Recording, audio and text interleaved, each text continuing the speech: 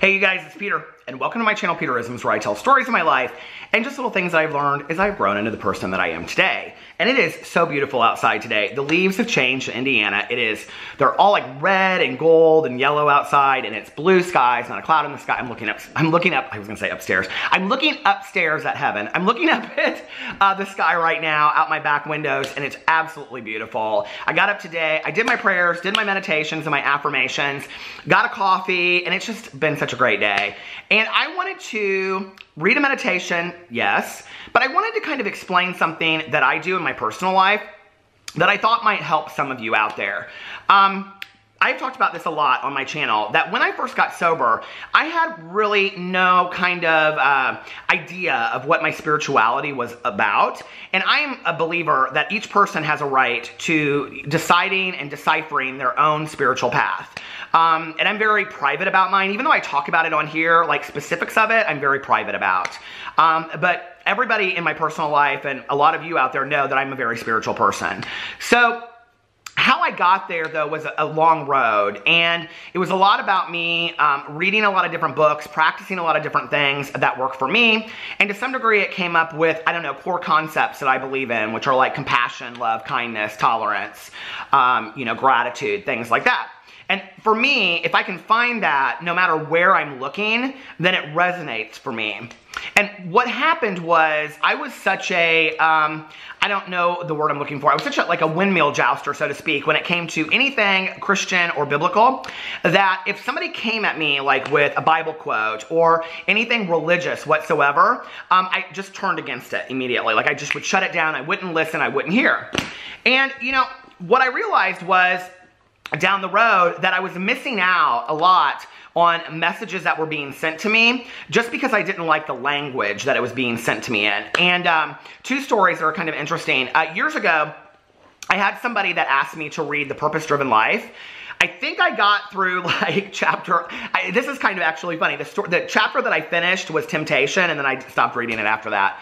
But if you've ever read The Purpose-Driven Life, it's like 40 days and 40 nights of like the prayer, meditation, those kinds of things. But it's very, very Christian-based and biblical-based. And I read it, but I had to kind of decipher through. Like I had to like read what I related to and kind of leave the rest. And when I first got sober, I've told this story a lot in my vlog. I met this woman at a meeting. And I had kind of gone to the back of the meeting because everybody was talking about God this and God that. And whenever I would hear those words, I was always so turned off by it. And I don't know why. Like, I never had bad religious experiences growing up. And I grew up in a church that was very friendly, very accepting. It still is to this day. I don't go there. Truth be told, part of why I don't have really any religious doctrine is because I don't relate to anyone. But I also just, I don't feel like I get anything out of services and those kinds of things. But like, I've talked about my mom on here, and I highly respect people that do. And that's where I think it's a personal thing, And I used to see this bumper sticker back in the day, and I loved it. And it said, you don't have to be parked in a garage to be a car, and you don't have to be a Christian to be in a church, or you don't have to be in a church to be a Christian, or something like that. And I think, like, from a spiritual point of view, like, I love that, And there's also a recovery motto that says, religion is for people that are afraid of going to hell, and spirituality is for people that have already been there. And I really relate a lot to that. So anyway, I was at this meeting years ago, and this was like in my first 6 months probably of being sober. And I walked to the back, and I went back there, I was smoking a cigarette, and this woman came up to me, and she was like, "Why did you leave the meeting?" And I was like, they were talking about all that God stuff. And she goes, "Is that what you heard?" She goes, "That's not what they were talking about." And she gave me a big hug, and she was like, "Take what you like and leave the rest." And that was such an important moment for me. That was such a God moment for me in my life, that I heard that I was allowed to take what I liked and left the rest. And I know a lot of people struggle with that, especially a lot of people that are very religious, and, that I can pick and choose what I want. But from a recovery point of view, that is kind of how it works for us. And so today, I have very strong spiritual beliefs, but they kind of come from many different religious backgrounds, if that makes sense.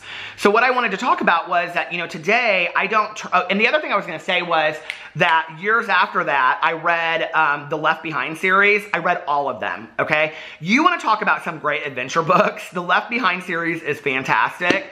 But the more you read further into the series, like the more religious it gets, like really overwhelmingly religious. And I had to kind of edit through a lot of it. And still to this day, I mean, when I am wanting to receive a message somewhere and it is just flooded in religious doctrine or language, often I have to kind of read between the lines. So I wanted to read a meditation to you today because, and I am actually not going to read the religious parts of it. I'm just going to read the meditation to you. And it is from Joyce Meyer's My Time with God. Now, let me tell you why I chose to do this meditation today. I get so much shit, okay, I really do, about reading Joyce Meyer's meditation book. I actually picked this book up, I think at Meijer or Walmart or somewhere, because so many friends of mine in recovery really like her. What people have told me is that, you know, she's very this, very that, she doesn't like gay people, and that's okay. Well, I like her, so you know what I mean? Like, that's okay. You know, I know a lot of people that don't like gay people, and I like them. You know, that's okay. And I think that's part of how I live my spiritual life. You know what I mean? So anyway, there was this meditation in here the other day that I really, really liked, and I want to read it to you, but taking the religious pieces out of it, because I don't want anybody to ever think that you can't find messages in religious settings or books or things like that because you're so I don't know if you relate to what I'm saying at all. Like, I tried to explain this to my mom for years. She was someone that was very involved in her church, you know, whatever. But for me, there was just a part of it that I was kind of like turned off from. And I think it's because I never from a young age internalized any kind of God understanding or God belief. It just didn't mean anything to me. So when I would hear people my age, like 16, 17, 18, be like, you know, very religious things in school, I'd be like, you are such a phony. There is no way you believe that, because I didn't have any kind of spiritual experience, if that makes sense. And I think that's a very dangerous thing. You never want to take somebody else's spiritual experience from them, right? You know, and I've always respected and allowed somebody past that. Like since I have found my own, it has changed my response to other people. And I believe, unless what they believe in, okay, I want to make this very, very clear, because we all know that there are some sects and group SECTS and groups out there that are, I think, fundamentally dangerous in what they believe and are hurtful to the world. But other than that, I mean, I think that if your belief system is just to help yourself, you know, to be a better person, I don't think there's anything wrong with that. So I want to read this meditation to you today from this, and it's from October 26th. Find the good in everything. And at the top of it, she always puts a biblical quote, but I'm not going to read that. I'm just going to read to you the part where she begins and ends it always with a biblical thing, but in the middle of it, she tells kind of a personal story, and that's what I relate to. Find the good in everything. Recently, we were in a hotel on the 27th floor, and the fire alarm went off. I was in my pajamas lying in bed when we received a call that we had to evacuate the building. The elevators automatically stop working when there is a threat of fire, so that meant we had to walk down 77 flights of stairs. I would like to say that I behaved perfectly and did not complain at all, but I did do a little murmuring. It came to my heart that I could be thankful that I was able to walk down the 27 flights of stairs instead of murmuring that I had to do it. I believe we can find something good to focus on in every situation if we look for it. And then she puts this religious passage, because it's like the book is like a teaching book. Look for the good things in life and focus on them. You will be much happier. And you know, if you take all of that out, because I know so many people like struggle with it like I did back in the day. And honestly, like, I can read the biblical sayings, and sometimes I get a lot from those too, because I've come that far in my own belief systems that I'm not turned off by it today, you know? And when I stopped resisting the grain and I started reading it, like, I could get things out of those passages as well. And I'm very open to all of that. I'm always open to those teaching moments in life, you know? And I think that this is such a great message, you know, that she's sharing the story about like how she has to walk down the stairs, and you know, she says, but I'm so grateful that I have the ability to walk down those stairs. Can you even imagine for 1 second, like, you know, being on the 27th floor and being like, you know, in a wheelchair or crutches, or, you know, not having the ability without somebody else's assistance or whatever to not get downstairs? I mean, we take things like that for granted. I know I do. I know I take that stuff for granted every day. You know, one of the things I'm grateful for every single day of my life, I always say this in my gratitude list, is having clean water. Because many places in the world there is no clean water, you know? And I think that was something I was educated on like 10 years ago when Bono and U2 started doing this whole thing. I had never even thought of it. I never, like, you know, that was how I just had no clue of like what the rest of the world, even though I had traveled a lot, Like, I didn't even think about that kind of stuff, you know? And I think, and maybe that makes me ignorant, I don't know, but I try to constantly, you know, open up my worldview and learn and grow and be grateful for the things that I have. So I'm thankful for meditations like this, and I'm really thankful that I'm not today turned off and closed off to the messages from others just because of the language that they say it to me in, you know? And I think that that's important. I think that sometimes, you know, we have to really see what the message is. My mom used to say to me years ago in regards to cussing, my mom did not like that I cussed. She would cuss, okay, but she saved it. So when she cussed, you know what I mean?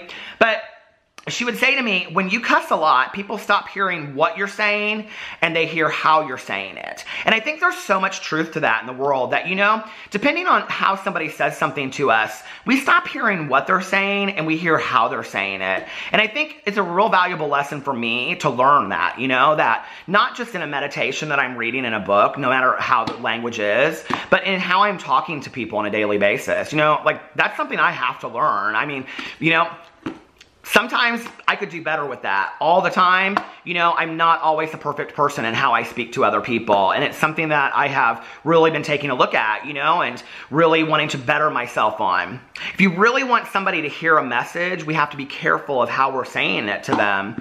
And so I think this is a great meditation for that, you know. I'm not telling you to go out there and buy a bunch of religious books and whatever, but what I'm saying is, if you're standing in a store, you know, and you see a book and you think, I really relate to this book, and then you get down to it and there's a lot of biblical things in there, or Buddhist things, or, you know, whatever it is, and, you know, that turns you off, or if it's new agey, or if it's spiritual or crystals or whatever, and you get real turned off by that because that's not what you relate to, don't always turn off the message because you don't like the messenger.